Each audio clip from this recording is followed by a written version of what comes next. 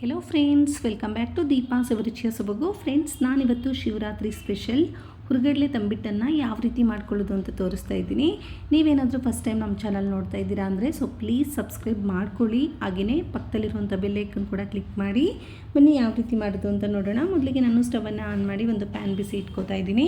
PAN ಸ್ವಲ್ಪ ಬಿಸಿ ಆದಮೇಲೆ 3/4 cup ಆಗೋಷ್ಟು ಶೇಂಗಾನ ಹಾಕ್ಕೊಂಡು ಚೆನ್ನಾಗಿ ಹುರ್ಕೊಳ್ತಾ ಇದ್ದೀನಿ. 3ರಿಂದ 4 ನಿಮಿಷನಾದರೂ ನಾವು ಮೀಡಿಯಮ್ ಫ್ಲೇಮಲ್ಲಿ ಶೇಂಗಾನ ಚೆನ್ನಾಗಿ ಹುರ್ಕೋಬೇಕಾಗುತ್ತೆ. ಶೇಂಗಾ ಚೆನ್ನಾಗಿ ಫ್ರೈ ಆಗಿದ ನಂತರ ನಾನು ಇದನ್ನು ಸಪ್ರೇಟಾಗಿ ಒಂದು ಪ್ಲೇಟಲ್ಲಿ ಎತ್ತಿಟ್ಕೊಳ್ತಾ ಇದ್ದೀನಿ. ಇದು ತಣ್ಣಗಾದ ನಂತರ ಸಿಪ್ಪೆನ ಬಿಡಿಸ್ಕೊಂಡು ಹಾಕ್ಕೋಬೇಕಾಗುತ್ತೆ. ಹಾಗೆ ನಾನಿಲ್ಲಿ ಅದೇ ಪ್ಯಾನ್ಗೆ 2 ಟೇಬಲ್ ಸ್ಪೂನ್ ಆಗೋಷ್ಟು ಬಿಳಿ ಎಳ್ಳನ್ನು ಹಾಕ್ಕೊಂಡು ಫ್ರೈ ಮಾಡ್ಕೊಳ್ತಾ ಇದ್ದೀನಿ. ನಿಮಗೆ ಬಿಳಿ ಎಳ್ಳು ಇಷ್ಟ ಇಲ್ಲ ಅಂದರೆ ಕಪ್ಪು ಎಳ್ಳನ್ನು ಕೂಡ ಹಾಕ್ಕೊಂಡು ಫ್ರೈ ಮಾಡ್ಕೋಬೋದು. ಎಳ್ಳು ಚೆನ್ನಾಗಿ ಚಿಟಪಟ ಆದ ನಂತರ ಇದನ್ನು ಕೂಡ ಸಪ್ರೇಟಾಗಿ ಒಂದು ಪ್ಲೇಟಲ್ಲಿ ಎತ್ತಿಟ್ಕೊಳ್ತಾ ಇದ್ದೀನಿ. ಇವಾಗ ಅದೇ ಪ್ಯಾನ್ಗೆ ನಾನು 1 ಕಪ್ ಆಗೋಷ್ಟು ಬೆಲ್ಲನ ಹಾಕ್ಕೊಂಡು ಕರಗಿಸ್ಕೋದಕ್ಕಿಡ್ತಾ ಇದ್ದೀನಿ. 1 ಕಪ್ಪು ಬೆಲ್ಲಕ್ಕೆ ನಾನು ಅರ್ಧ ಕಪ್ ಆಗೋಷ್ಟು ನೀರನ್ನು ಹಾಕಿ ಚೆನ್ನಾಗಿ ಬೆಲ್ಲನ ಕರಗೋದಕ್ಕೆ ಬಿಡ್ತಾ ಇದ್ದೀನಿ. ಇದು ಒಂದು 2 ನಿಮಿಷ ಚೆನ್ನಾಗಿ ಕರಗಲಿ.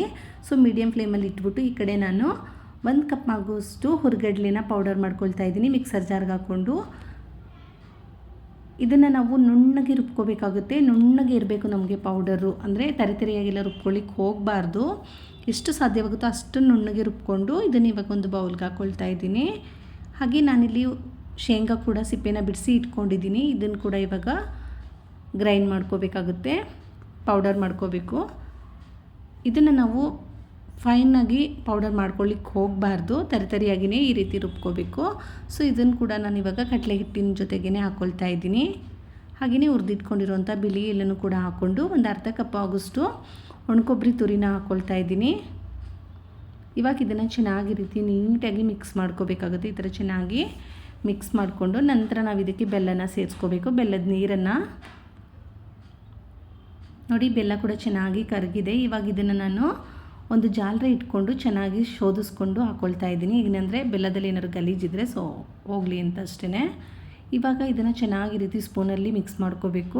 ಸ್ವಲ್ಪನೇ ಬೆಲ್ಲದ ನೀರನ್ನು ಹಾಕ್ಕೊಂಡು ಚೆನ್ನಾಗಿ ರೀತಿ ನೀಟಾಗಿ ಮಿಕ್ಸ್ ಮಾಡ್ಕೋಬೇಕಾಗುತ್ತೆ. ಫಸ್ಟ್ ಟೈಮ್ ತಂಬಿಟ್ಟು ಮಾಡ್ತಿದ್ದೀರಾ ಅನ್ನೋರು ಕೂಡ ಯಾವುದೇ ಥರ ಭಯ ಇಲ್ಲದೇ ಕರೆಕ್ಟಾಗಿ ನೀವು ತಂಬಿಟ್ಟನ್ನು ರೆಡಿ ಮಾಡ್ಕೋಬೋದು. ಈ ರೀತಿ ನೀವು ಮಾಡಿದ್ರೆ ನೋಡಿ, ಈ ಥರ ಚೆನ್ನಾಗಿ ಮಿಕ್ಸ್ ಮಾಡಿಕೊಂಡು ನಂತರ ಸ್ಪೂನಿಂದ ತೆಗೆದುಬಿಟ್ಟು ನಾನು ಕೈಯಲ್ಲೇ ಕಲಿಸ್ಕೊಳ್ತಾ ಇದ್ದೀನಿ.